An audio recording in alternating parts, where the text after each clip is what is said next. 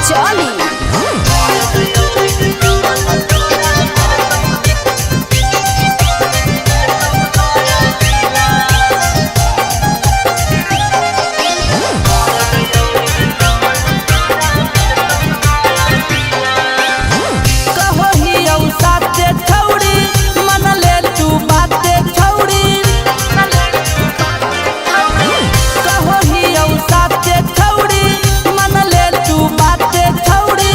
छौड़ा मगहिया जुड़ैतौ तोर दिला हे गे, छौड़ा मगहिया जुड़ैतौ तोर दिला। अगे केतनो तुहू खोजमी छौड़ी दिली लाल किला। मरद ओरिजिनल तोरा मिलतौ गया जिला। अगे मरद ओरिजिनल मिलतौ नवादा गे जिला।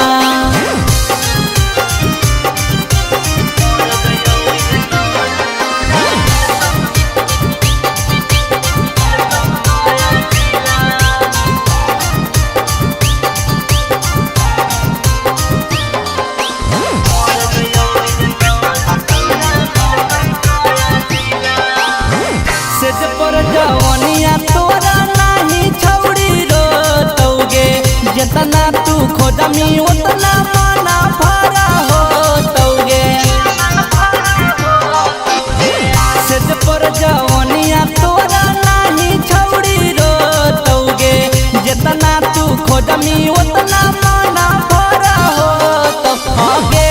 छौड़ी मरद मगहिया ले तू खोज, आगे छौड़ी दूसरा के कर नहीं पर खोज। अगे कसल तोर देहिया के कर देतौ ढीला। मरद ओरिजिनल तोरा मिलतौ गया जिला। अगे मरद ओरिजिनल मिलतौ शेखपुरा जिला।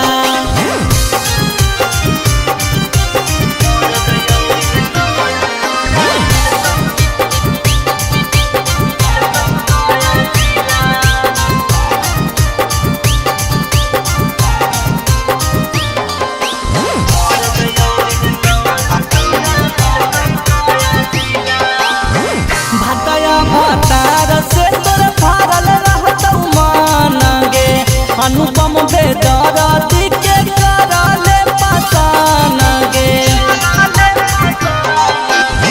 भतया भतार से तोर भरल रहतौ मन गे, अनुपम बेदरदी के करले पसान गे। छौड़ी नाही त बड़ी पछतैही की गे, छौड़ी ऐसन मरद ना कहीं पैही। अगे हवा के छौड़न सब हो है रंगीला।